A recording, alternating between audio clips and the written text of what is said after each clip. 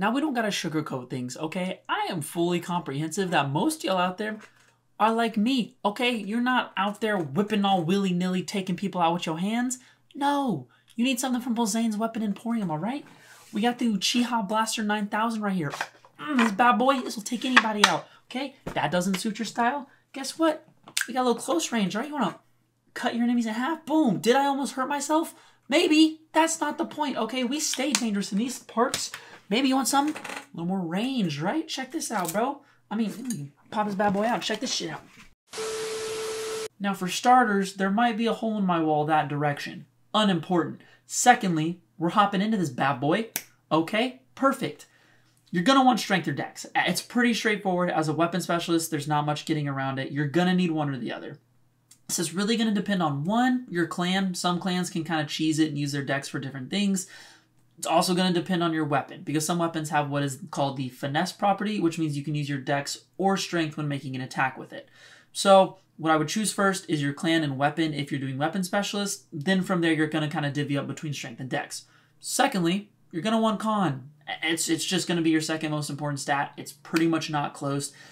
Being a weapon specialist, even if you're ranged, you're probably going to want some Buki Jutsu to really buff up those ranged attacks. So having a high con is really nice because it helps your chakra and health pool. Past that, you got plenty of other options. I mean, once you pick strength or dex, I would make the other one probably your lowest, depending on, you know, what you're playing and all that good stuff. But besides that, intelligence, wisdom, charisma, all those three, you can kind of just pick whatever you want, bend the character to your liking. Now, when it comes down to clans, honestly, plenty of choices will work because Buki Jutsu is just fairly straightforward, and anyone that works good with Taijutsu typically works good with Buki Jutsu. That being said, a few choices you can go with. Inuzuka, if you really want a dog companion, they're a great choice. They're fun, kind of gives you 2 characters instead of 1. Fuma clan are absolutely nutty for ranged Buki Jutsu, using shurikens, kunai, things of that nature. It's their whole clan. Their whole clan revolves around it. So if you want ranged weaponry, Fuma's a pretty solid choice. And lastly, Saratobi's actually a pretty solid pick. They have some natural just clan buffs that let you up your Buki Jutsu, whether it's like the save DCs, the hits, things like that. You also get to choose nature releases. So if there's Buki Jutsu that has specific releases that you really, really want, Saratobi's really good for that because you can lock down those nature releases for sure. Now, I'm not going to sit too long on this topic because it's jutsus. Brother, get you some Buki Jutsus, okay? Those are the ones that let you use your weapon. If I need to explain that, I don't know what else to tell you. Past that, for other jutsus, anything that kind of buffs yourself, whether it be speed, your strength, your power, maybe even giving yourself some temporary AC or hit points is pretty good since you're probably going to be taking some hits if you're using melee, that is. So, for the most part, look for Buki Jutsu. Other than that, self-buffs are always a solid choice. Now, as for your roleplay expectations, honestly, the great thing about a weapon specialist is you can do pretty much anything, honestly. I mean, like we talked about, you're going to want strength or dex and then con. But after that, you can really throw it into whatever you want character-wise. If you want them to be super charismatic, you can make that your next highest. If you want them to be really, really smart, you can go that route. Really, really wise, you can go that route. You got tons of choices. So when it comes to that kind of aspect, choose where you want to go. You're also going to be really, really solid with your weapon. So if you can find some cute ways and like roleplay settings to use your weapon, that's always a good time. Now this section also should not require a whole lot of explanation for combat.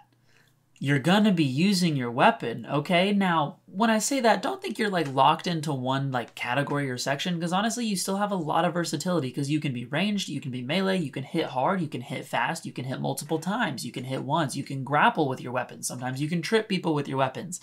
Tons of combat versatility, but it's going to be revolved around your weapon. So if you're not wanting to use weapons a whole lot, you're probably in the wrong class. Now hold on right there, partner. You thought I probably forgot, but I didn't, okay? If you're still watching the video, if you could, go ahead, subscribe, all right? Clearly you like the content and it means the world to me. We're creeping up on 1,000 so quickly. And for those of you that have forgotten, maybe when we hit 1,000, me and Greed are actually going to go get some permanent ink on our bodies and film it and post it for all the masses to enjoy. So if you could, go ahead, do that. Also comment any questions. Let's hop into subclasses. Now with Weapon Specialists and the subclasses, if you're wanting to get really, really aggro, you're going to want to get some Battle Dancer, okay? These guys go in, hit hard, hit quick, and they get in the mix, all right? So if you want to be in there, you want to be in the heat, Battle Dancer's your thing. Now next up is going to be the Gungnir Piercer form, and this one, wouldn't you imagine, uses piercing damage, all right? If you really like the weapons that do piercing damage and you like the idea of breaking defenses and breaking armor and things of that nature, you're going to want these guys, okay? They really focus on getting through that hard shell. Now the next form, also a, pretty self-explanatory, the Obsidian Hammer form. And these guys, well, they hit really hard and really solidly, okay? They're really big about crushing blows that either knock their opponents out or cripple them or do things of that nature. So if you like the idea of swinging something like a huge hammer and just, bludgeoning your opponents, Obsidian Hammer's yours. Now, a class that I actually think is pretty cool and unique is going to be the Phantom Blade. And this subclass lets you do some very interesting things. It lets you take your damage and actually delay it in order to do more damage. So to give an example, you might slash somebody on your turn, and then the damage doesn't actually calculate until the end of their turn. But if you do that, then you're going to get an extra, D4 or D8 or multiple stuff. So if you like the idea of kind of planning your turns out very strategically and being able to deal some damage but delayed in very funky ways to deal more, Phantom Blade's super sick. Now your next subclass is going to be the Primal Weapon form, and these guys basically let you use some ninjutsu with your weapon specialist, okay? And it's not that you're boxed out of ninjutsu whenever you use a weapon specialist, but it's not always the most useful thing in the world. This subclass lets you make it useful, okay? You get to combine different elemental releases with some Buki jutsus and things of that nature, so if you really like weapon specialists but you wanted a little more use of jutsus and elemental releases, Primal Weapon form is that one. Now maybe the melee world isn't really for you and you want to sit back, be a little more ranged, be able to throw some stuff out, maybe use a crossbow or two.